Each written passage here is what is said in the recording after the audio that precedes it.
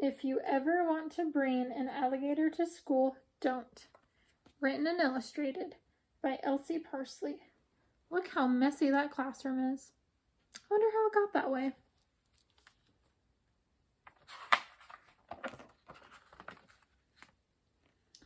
If you ever want to bring an alligator to school, don't. Written and illustrated by Elsie Parsley.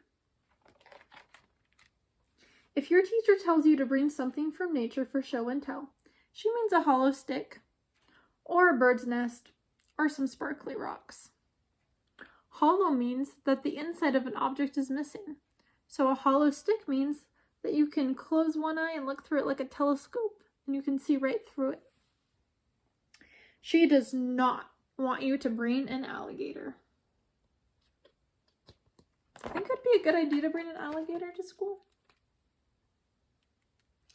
If you bring an alligator anyways, she'll tell you that alligators are trouble. You'll tell her that it's okay and that you know all about alligators. This alligator will be quiet and good, and he won't eat anyone. Cross your heart. When you say cross your heart, it means that you make a promise. But during spelling, your teacher will hear laughing.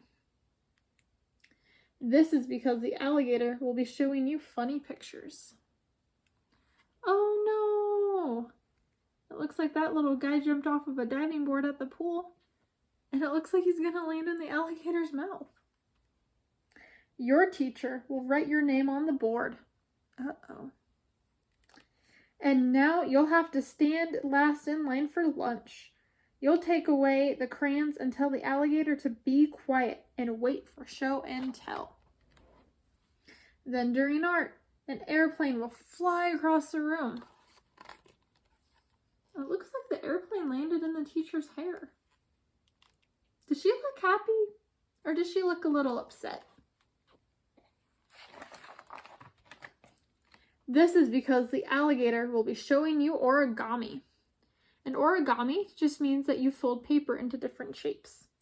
So there's an airplane and a hat, and there's birds and more airplanes and hats on the floor as well. Your teacher will draw a check by your name. And now you'll have to stay in from recess.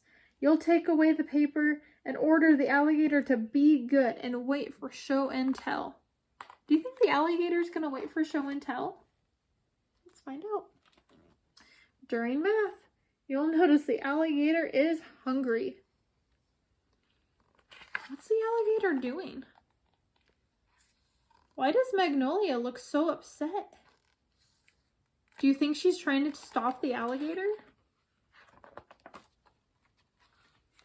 You'll give the alligator 3 pieces of your favorite gum and beg him to not eat anyone, and for Pete's sake, to wait for show and tell. How does she look like she's feeling in this photo? I think she looks really upset. Maybe frustrated, probably a little sad too. The good thing is that you'll stop him from eating any kids. The bad thing is that the alligator will smack and twirl the gum. What happens when we smack and twirl gum? And your teacher will notice. Look at the gum hanging from the ceiling and all over the walls. She'll draw 2 more checks by your name. Now she has 1, 2, 3 checks by her name. And an underline. She sounds like she's in big trouble now. Now, you'll have to go to the principal's office after school.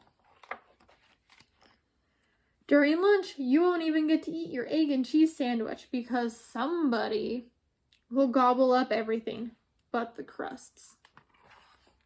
Who do you think ate Magnolia's lunch?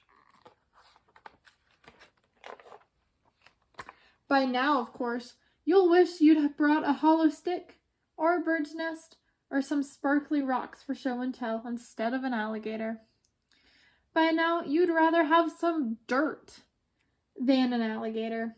You will wish this alligator would just go home.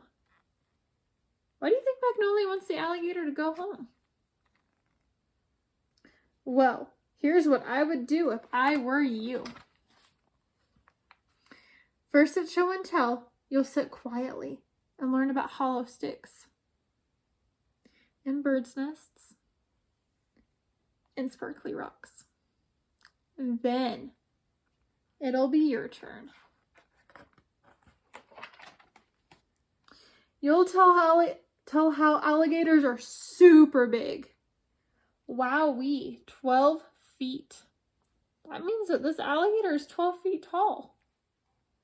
He's as tall as putting 3 kids on top of each other's heads. That's pretty tall. And how alligators have over 74 super sharp teeth.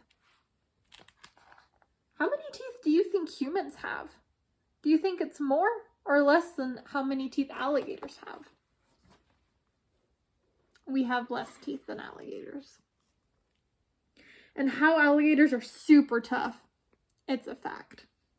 They're strong and they're tough and they aren't scared of anything except other alligators and humans. Booga booga booga booga!